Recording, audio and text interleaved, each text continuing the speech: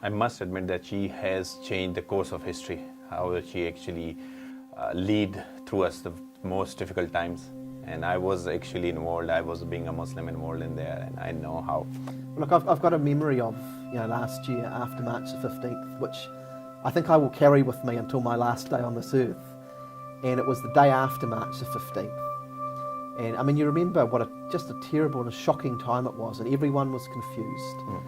And the Prime Minister led a delegation of MPs down to Christchurch the following day. We went down on the military flight, and we landed in Christchurch, and it was just awful, of course. And we had a series of trips to go and visit the emergency services and the police and other community leaders. And then we heard during the middle of the day that all of the families of the victims and the people at the mosques were gathered together at a local school hall. And this was not on the program. And you have to understand that the Prime Minister's schedule, every 5 minutes is accounted for on her schedule. And the Prime Minister in the middle of the day said, I don't care, we're going to go and see those people. And she had people say, no, don't go, they're very upset, it could be an ugly or difficult scene. And she said, no, I will go, that's my job. And she walked into that hall, and there were maybe 500 people there. And these were the families, and on this day, remember, they still didn't know who had died and who had survived. And so all the families were there, and they were crying, they were terrified, they were confused, they were angry. Absolutely. And she walked into the middle of the hall, and she just spoke to them, and she showed them that as the leader of our country, she said to them, look, I can't fix this all for you. I can't give you exactly the answer you want now, but I will be here for you, and I stand with you. And she gave those families real comfort and support at the most difficult time in their lives. And I just remember standing there near to her thinking, wow, what a leader. I'm so proud of this, and this is what our country needs. She definitely stood there for us.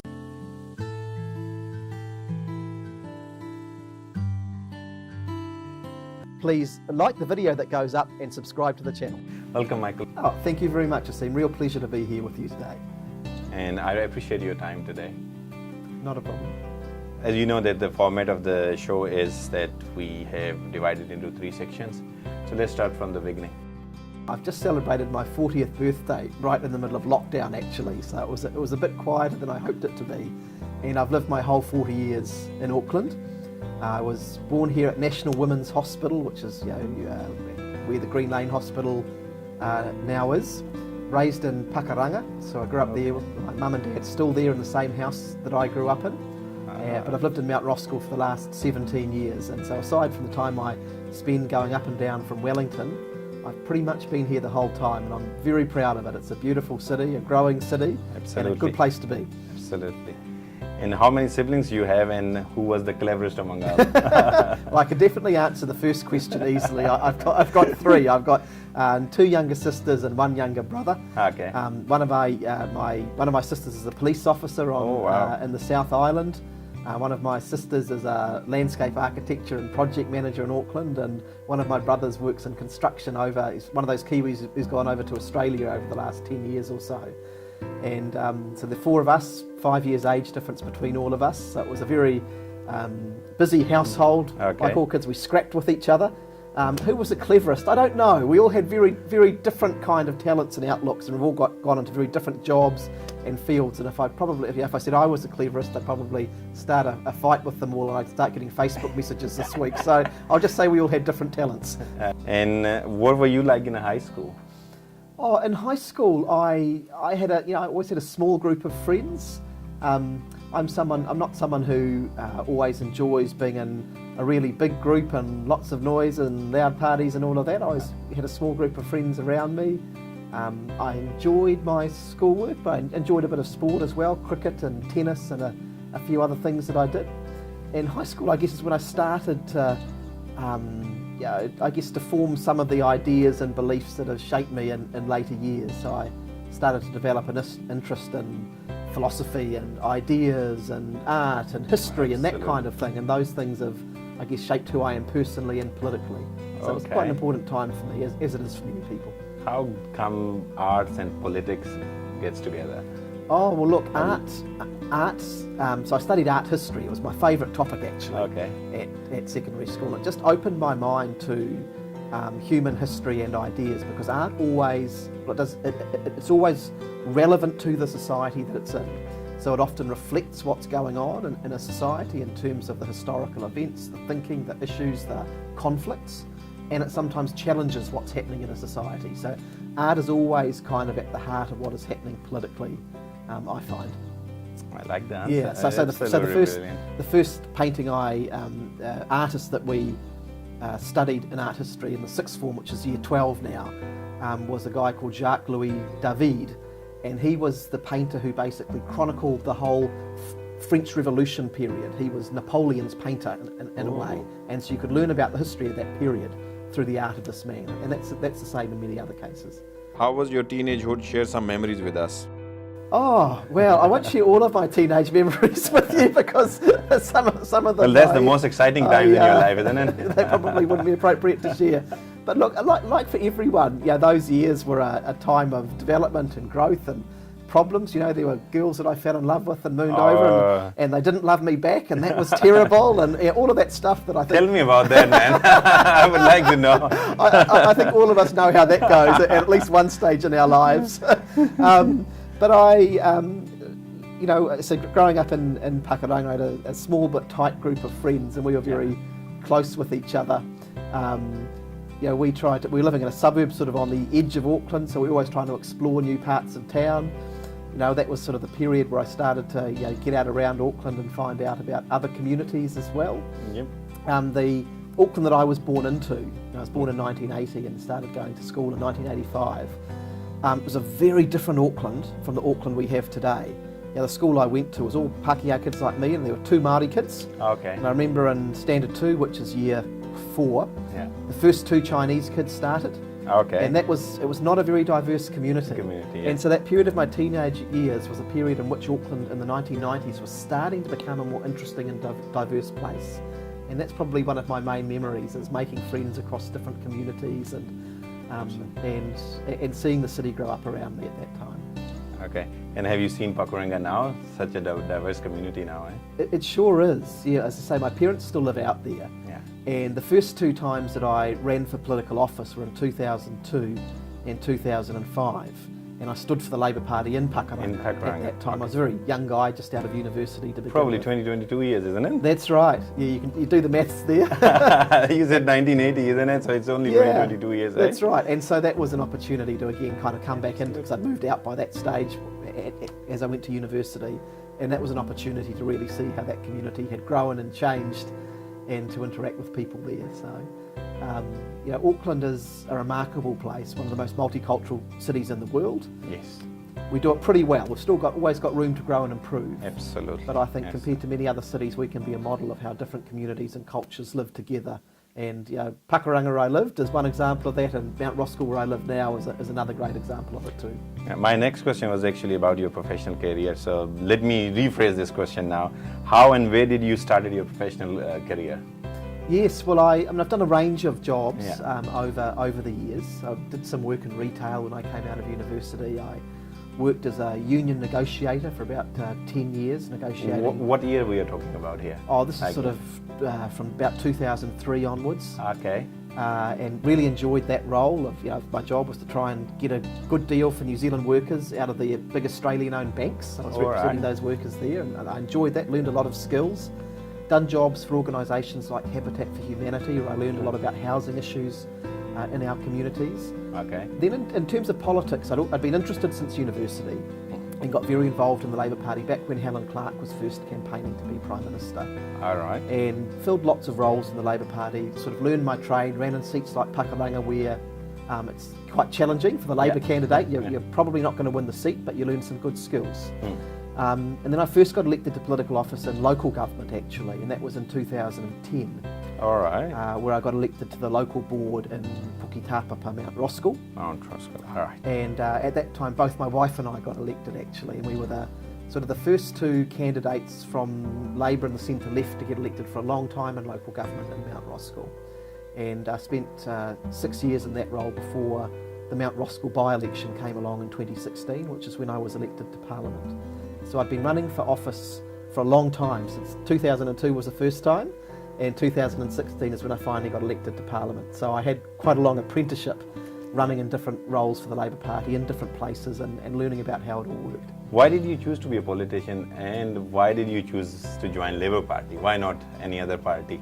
Well, I've always been interested since I was really young in politics and this idea and question about how you change things, because you know we all carry around in our heads ideas about things that we think aren't right or could be done better. And so the question in a democratic society is, well, how do you change those things? And ultimately it's through politics. So I've got a really deep belief that politics is actually a good thing. And it often gets a bad name. People see politicians saying and doing dumb things. That happens sometimes. And sometimes making bad decisions. That's all totally true. But ultimately, all of the good things that we have in our society have happened because people have engaged in politics and changed them. You know, we have a free public health system and a free public education system in New Zealand because the first Labour government created those things. Okay. We have, you know, a democracy. We were the first country in the world to allow women to vote because people engaged in our democracy. We have human rights legislation which gives all citizens rights to practice their religion and their faith and their cultural beliefs because we have those things enshrined in law because of our political system. I could go on and on and on with these kinds of things. Politics can change things for the good. So I believe in that really, really strongly. And then in terms of the Labour Party, well, I came from a family that wasn't, my parents anyway, weren't really particularly political and certainly not Labour. So anybody from your family before you? Well, if I go back a couple of generations, most of my grandparents were pretty strong Labour people, and my great-grandfather, who died before I was born, was involved in the formation of the Labour Party at its very beginning back in 1916 in Thames, which was a mining town. But I came to the Labour Party because it was a set of beliefs and values within me. So I didn't start out being a Labour person. I started out with a set of values and beliefs. And then as I thought about politics, those things came together in the Labour Party for me.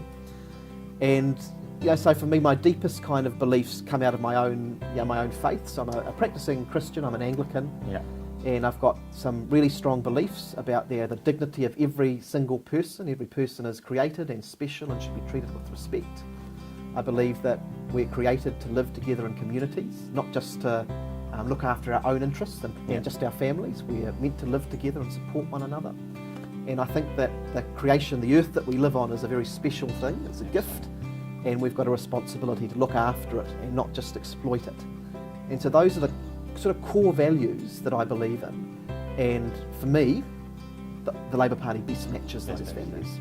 So Labour is obviously a left party, and what does leftism means to you? Yeah, well it goes back to those things, I suppose. Probably the core thing that it means is that we believe that we're better off together, that we don't leave people behind. It's not just every person for themselves. Yep. So in New Zealand, particularly in the 1980s and 90s, we had a philosophy that started actually, funnily enough, with the fourth Labour government and carried on through the national government of that period, which was all about the individual and just the individual being able to do well, reducing the role of the state, and if some people did really well and other people got left behind, well, that's okay. And I don't believe that. I believe that when you do that, you create a divided society, and that's actually bad for everyone. So we've got to have a society that looks after everyone, including the weak and the vulnerable, that supports people, because I think that inside every person there are talents and abilities, and if we support them well, we can help people to flourish. And that's not just good for that person. When we support people to do well in their own lives, that has an impact on the whole rest of the community as well.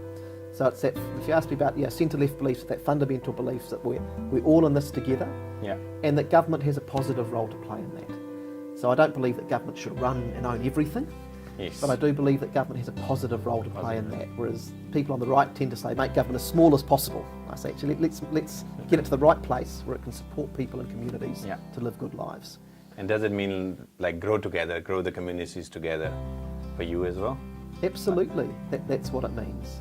And so that kind of comes down to really basic things. So if you think over the last 10, 15 years, we've had this real problem with housing in New Zealand. Yes. And in my view, a lot of that has been because over that period of time, the government took its hands off and said, we've got no role, leave it to the market. And that's where the housing crisis came from. And that's not just a technical problem that has real impacts on people's lives. It means we have kids growing up in situations of homelessness, in itinerant housing, moving from school to school, not learning properly, and that has a huge flow-on effect to the rest of society. So, yeah, that's a good example. If government plays a more proactive role in ensuring that people have access to decent housing, we'll actually fix a lot of the other problems that we face in our society, and everyone will do better. Agree. What does the word success means to you? Success for me means being happy, and it means reaching your potential in life. As I said before, we've all got what I believe to be God-given abilities and talents, and every person's got them, and they're different in every person. And so I think success for you, success for me, success to someone who's watching might well be different. But it's the ability to, there's a word in political philosophy, it's called self-actualise, and it means to realise what you can most fully be as a human being. And one of the things we see sometimes when societies don't work well, if you take people who are very, very poor, for example, that have been left behind, they just have to struggle day by day to think about, how am I going to put food on the table, how am I going to pay the bills, will I have a roof over my head? And so if you're constantly worried and stressed about those things, you can't reach your fullest potential. You can't realise the talents that you have within yourself. So that for me is success, and I want that for me, I want it for my family, and I want it for everyone. Keeping politics aside, how do you think Michael Wood is helping to achieve people's potential? Well, I try and do that in a number of different ways, and it's a little hard to keep politics entirely out of my life because it's so much of what I do, but I can in one sense, I'll keep the party politics in part out of this answer. Part of my job is to be a local member of Parliament, and that job is, you go down to Parliament and you represent your party and all of that stuff. But a big part of being a local member of Parliament is simply about serving and supporting people in your community. And so, every day I have people from all walks of life, probably some of whom vote for me and some of whom don't, who I have the opportunity to serve and support. And it might be their needs around housing, it might be their needs around income support, it might be a crime problem that's happening in their community. Sometimes I just have people coming into my office and they've just had really bad times in their lives, and actually there's not that much I can do to help in terms of giving them access to money or government support or anything, but sometimes just them talking it through and me reflecting back and giving a few thoughts, I think can help make a difference. Absolutely. And so that's part of the role of an MP in a community, is just sort of providing some leadership, somewhere for people to go, being someone who will listen and do what they can to lend a hand. And that's actually one of the most, I remember when I first came in as an MP and Phil Goff said to me, you go down and you do your thing in Parliament every week, and that can be quite tough and bruising, but his favourite part of the week was when he came back to his own community and got to spend time with people in his own community, Mt Roskill, just talking with people and helping with them. And I hope that when I do that work, I contribute something to other people's lives. When first time you ran for the MP? It was 2016. 2016. Yeah, so that was the Mt Roskill by-election. It wasn't a general election, it was just me. It was when Phil Goff became the mayor in Auckland and he left the seat of Mt Roskill, and we had a by-election to decide that. And that, of course, was back when Labour was in opposition. John Key was still the Prime Minister, and there was quite a lot of pressure because Labour at that time was doing pretty badly in the polls. And even though Labour had held that seat for about 30 years, there was some feeling maybe we could lose it in that by-election. And so we had a lot of media there every day. It was a very high profile by-election, but we did well, and I got elected in that one. And then the following day, actually, John Key resigned, and the following year Jacinda Ardern came in, and we had the election and we were in government. So it was a really exciting time to be first elected. But Mt Roskill's very much my home. It's a place I love. My kids go to school there, and so I'm just exceptionally proud to be able to serve it in Parliament. Do you think Jacinda is the best leader in the whole world at this moment? Of course I do. And I suppose you could say, of course he'd say that. He's a Labour MP, but look, I just think but I also believe it. I just think her leadership has been so exceptional. And the thing about Jacinda, I can say this to you, and I can say this to everyone. I've known Jacinda for, about 18 years. Okay. We were first in the youth wing of the Labour Party together in the early 2000s, and that's when we first met. I remember it clear as daylight.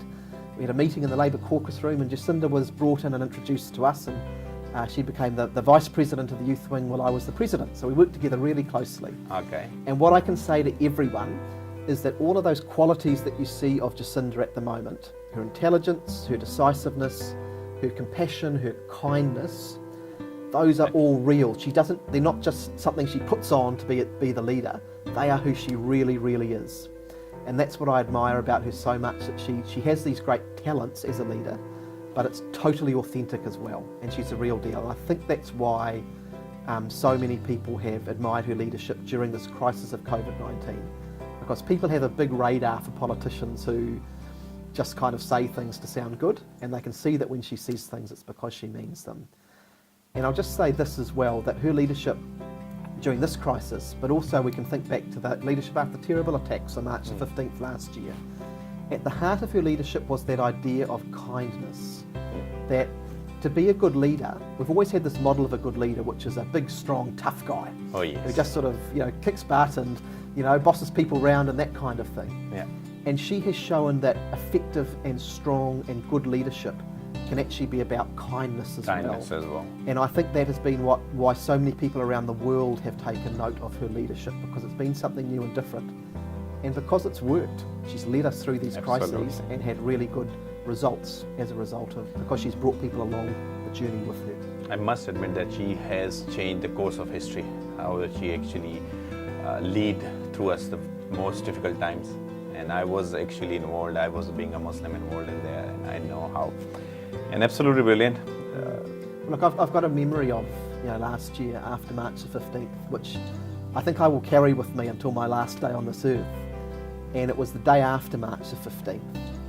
And I mean, you remember what just a terrible and a shocking time it was, and everyone was confused. And the Prime Minister led a delegation of MPs down to Christchurch the following day. We went down on the military flight, and we landed in Christchurch, and it was just awful, of course. And we had a series of trips to go and visit the emergency services and the police and other community leaders.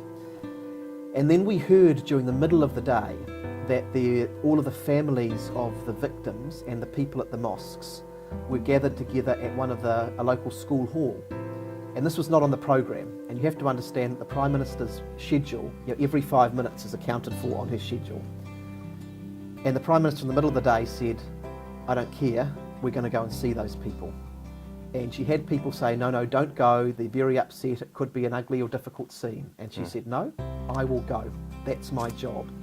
And she walked into that hall, and there were maybe 500 people there. And these were the families, and on this day, remember, they still didn't know who had died and who had survived. And so all the families were there, and they were crying, they were terrified, they were confused, they were angry. Absolutely. And she walked into the middle of the hall, and she just spoke to them, and she showed them that as the leader of our country, she said to them, "Look, I can't fix this all for you. I can't give you exactly the answer you want now, but I will be here for you, and I stand with you." And she gave those families real comfort and support at the most difficult time in their lives. And I just remember standing there near to her thinking, wow, what a leader. I'm so proud of this, and this is what our country needs. She definitely stood there for us, absolutely right. COVID-19, difficult times, lockdown. How and where did you get the strategy for COVID-19 to put everybody behind the doors and save everybody's life? Well, one of the things about COVID we have to remember is just how quickly everything was moving. There's a great graph on the internet which shows that in February around the world there were hardly any casualties. We're starting to hear about it. And then suddenly in March you started to see around the world very high numbers of cases and deaths starting to emerge. And so this new information is coming through every day. So the government had to make extremely quick decisions in response to this new information. And I think that's part of the art of leadership, whether it's in business or community or politics, is how do you make good decisions when in a fast changing situation. And so the Prime Minister personally led this process. And what she did before the decision to go into lockdown was she said that as a government and as a country, we need a clear framework. So she, with the whole of government, established that alert level framework of the 4 alert levels. And she said, these are the factors that will lead us into going into each alert level. So it wasn't just sort of making ad hoc decisions, it was about having a clear framework. And two other things are really important about it. Number one, it was based on evidence. So she was very clear, and the whole government was clear, that we would listen to the public health evidence, the experts like Dr. Bloomfield and the epidemiologists to guide us. I think one of the problems in some other countries is they've just had a sort of political decisions being made without looking at the public health evidence. So that was a big driver, and the public health experts said to us that if there was evidence of community transmission, that would be the time to go into a hard lockdown. And so that was the basis for going into level 4 and the lockdown. As soon as we got that evidence, I think there were 2 cases on a given weekend, that was when the decision was made to go to level 4. But probably the other strategic thing that drove that is that the Prime Minister and the government said we're going to have a strategy of going hard and going early.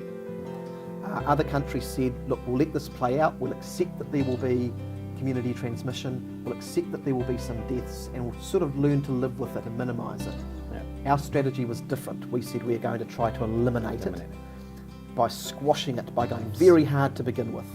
And so our level 4 restrictions were the hardest in the world.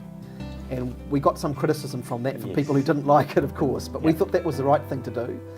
And it proved to be the most effective thing because it did eliminate COVID. And now actually we have the least restrictive conditions in the world because we got rid of the virus. So those were the basis of the decisions, and I think they've been proven to be wise decisions. Comparing her with Trump and Boris Johnson's, how do you see that? Well, they're very different politicians. In terms of the COVID-19 strategy, remember that UK started with herd immunity, and then they started realizing, no, it's not working. And here we have a leadership who knew exactly what they're going to do. Well, that's correct, yeah, and that herd immunity strategy, which they followed in the UK, they are still following in Sweden to some degree, and some other countries, it's worth saying this. It's about basically saying we accept that this virus will come through and kill people. We'll let that run for long enough until everyone's basically got the disease and become immune to it. And I remember Jacinda standing up in about mid-March and just saying, as a Prime Minister, I will not accept that we sacrifice New Zealanders for this virus, because that would have been the consequence.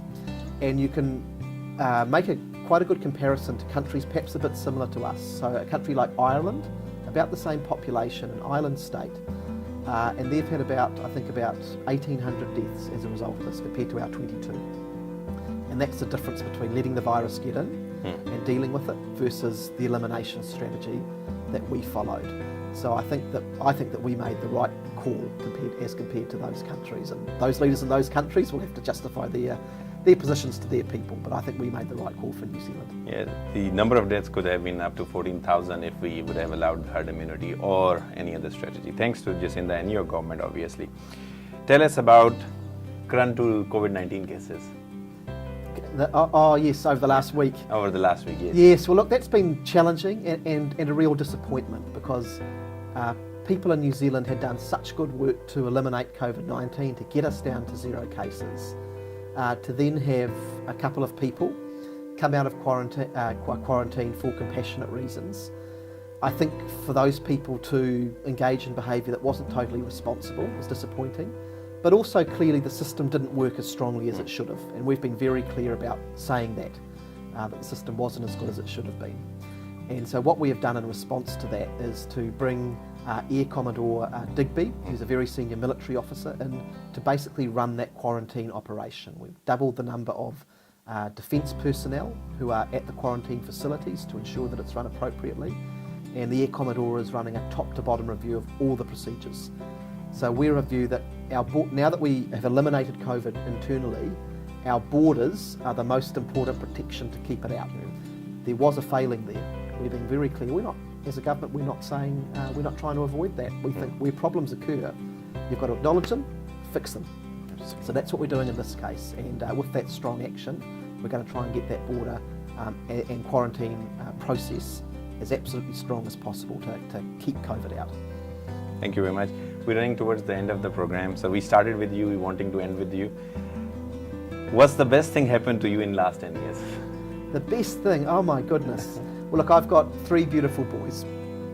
The oldest one is 12, so he's outside of that. Yes. That was a special. Well, the birth of your first child is always Absolutely. a special one. Absolutely. So I've had 2 wonderful children born since then. Look, our youngest boy has just turned 5, just started school last week, in fact. Okay. And he had a very difficult start in life. He was a very premature baby. Had to go into ICU when he was first born, many months in and out of hospital. And I think the best thing for me probably in that period was our little Thomas, coming out of hospital and knowing that he was safe and healthy and that he was going to be okay. I think that for me and my family, that was probably the best thing that's happened in that period after a really challenging period for us. You're running for an MP in 2020 again. Why would people vote for you? Because I've been a strong voice for Mt Roskill, because I live in the community, I know the community, I've spent all of the 17 years that I've lived there working for the community in different roles, and I can be a strong voice for the community in a new Labour government to deal with the issues that we need to deal with in Mt Roskill: decent housing, better public transport, support for our police on the streets, all of those things that people care about. I've been doing that job for 4 years. I'd love the opportunity to do it again for local people. Last question. We finished the interview. You stepped out of the studio and found out you have won $50 million lottery. What will you do with the money? Will you still run for the MP? Well, I might take a slightly fancier taxi back home than the one that I came in. Look, it's interesting. We talked about money before, and for me and my family, I want to live a good and comfortable lifestyle, but having stack loads of money isn't actually a particularly important thing for me. I'm pretty sure right now I'd donate some to my party to make sure we can have a really strong election campaign. Brilliant. I think I might be organising perhaps over the summertime, and I'm hoping that things in COVID have improved a bit, for me to maybe go to Melbourne to see a test match at the MCG. I'd love to see a Boxing Day test. I'd love to see I'm a massive Test cricket fan. I'd love to see a test at Lords, maybe in the English summer season next year sometime. Yes. That we're not getting very far into the $50 million here. But I think the other thing I think I would do is like I said, I think everyone deserves to have a decent lifestyle, but huge amounts of money don't interest me that much, and I think I'd be finding some really good local organisations who support people in our communities, who do it tough, and finding some ways of supporting them with that newfound money that I had. Thank you very much, Michael. Any last message for our viewers? Oh, look, just firstly, thank you for the interview. It's been a real pleasure chatting today and to talk about some slightly different things to the things that I usually have in interviews. It's been really enjoyable. But look, just to all of the viewers out there, I'd say that this has been a really challenging period for New Zealand over the last few months. So number one, a massive thank you to everyone, because all of you out there and in New Zealand, our team of 5 million, we've praised the leadership of our Prime Minister in this interview. She's done a great job. No doubt. But it's everyone. Everyone stayed at home, and they did that to save lives. And you did save lives when you did that. So it's a big thank you to everyone for that, for those sacrifices. I want to acknowledge that it's been tough for people. There are people who have lost their jobs, people whose small businesses have struggled, some of which won't survive this. That's the sad truth of it.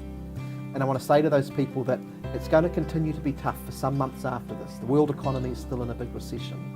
But as your government, we will do everything that we possibly can to continue supporting you as we rebuild and recover from COVID. Thank you very much. Pleasure. Thanks, Asim. Pleasure meeting you.